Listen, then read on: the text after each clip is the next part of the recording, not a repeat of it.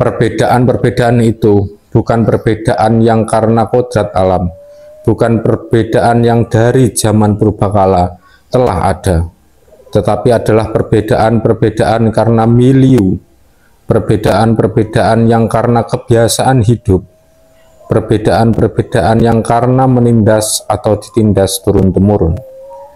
Siapa yang di zaman sekarang ini sesudah ilmu pengetahuan dapat mengangkat takbir yang menutup berbagai rahasia-rahasia dalam masyarakat manusia, masih saja mengatakan bahwa memang kodrat perempuan berbadan lemah, berjalan tunduk, berpikir dungu, berperasaan sempit, berkemauan tak tentu, dan bahwa oleh karena itu das sudah kodrat perempuan untuk ditaruh di lapisan bawah atau ditaruh di luar pergaulan hidup.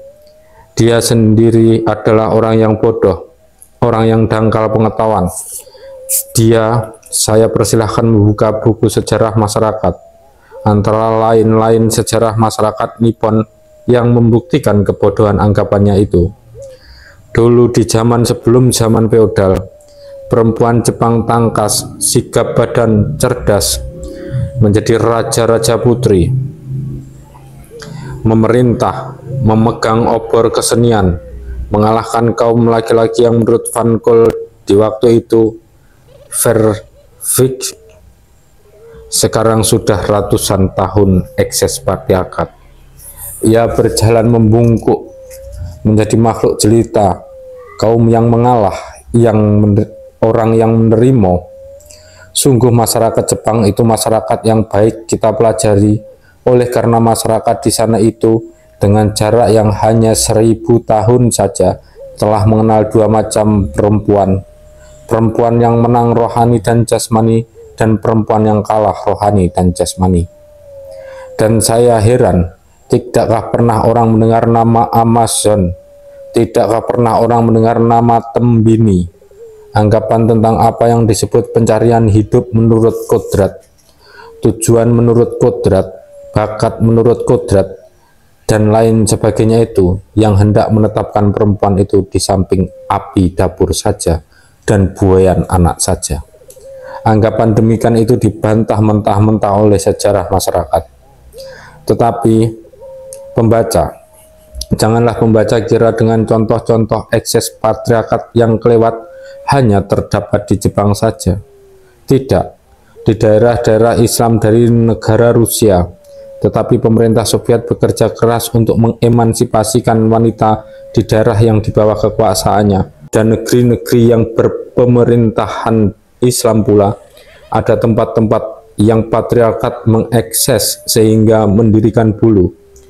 Bacalah kitab-kitab Vanina Wehelle, Meredith Townsend, Franz Woodsmall, dan lain seterusnya. Sudah barang tentu Islam di tempat-tempat itu bukan Islam murni sebagai yang dikehendaki Tuhan dan Rasulullah, yang memberi kedudukan baik kepada wanita. Sebenarnya saya di dalam risalah ini ingin sekali menceritakan tentang ekses-ekses patriarkat di daerah-daerah Islam itu. Tetapi sayang seribu sayang, ada dua hal yang menghalanginya. Pertama, oleh karena tempat di dalam kitab ini kurang luas. Kedua, oleh karena buku-buku yang mengenai perkara ini semuanya ketinggalan di Bengkulu. Insya Allah, kalau Tuhan mengizinkan, kalau buku-buku itu sudah dapat saya datangkan, kalau saya ada waktu, saya hendak menulis suatu risalah tentang perempuan di dunia Islam.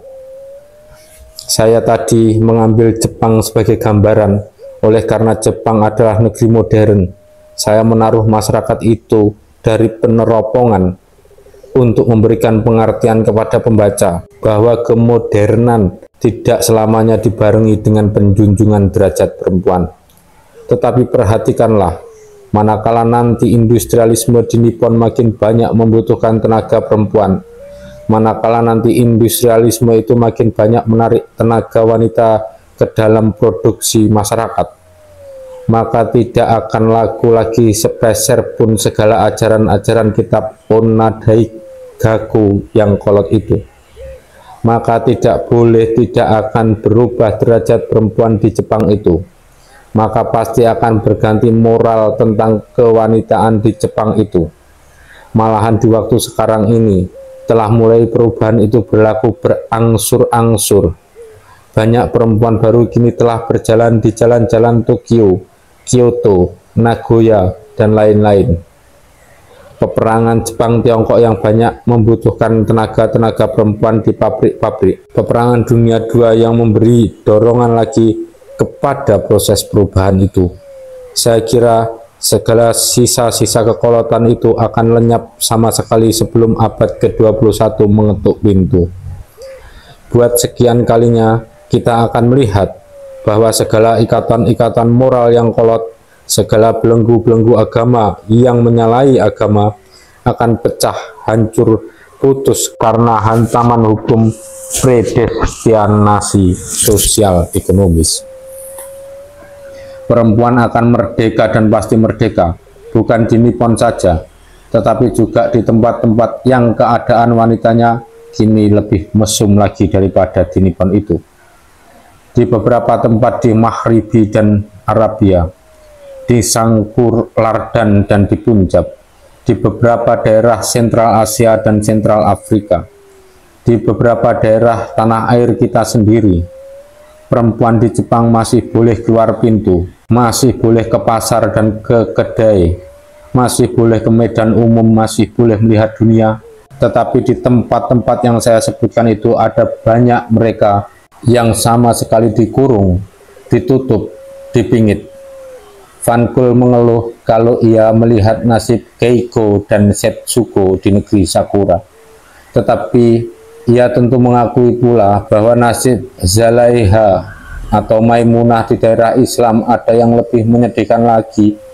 Banyak penulis yang sudah mengelilingi seluruh dunia timur, dari Maghribi sampai Jepun, dari Peiping sampai ke Singapura. Tidak ada yang menunjukkan tempat-tempat yang wanitanya lebih terkungkung daripada justru di beberapa daerah yang namanya daerah Islam. Jepang adalah satu paradok antara kemodernan dan kekolotan. Tetapi kekolotan pahamnya tentang wanita tidak memegang rikot. Rikot kekolotan adalah dipegang oleh sebagian dari umat yang namanya telah beragama Islam, bukan sesuai dengan kehendak Islam, tetapi bertentangan dengan kehendak Islam.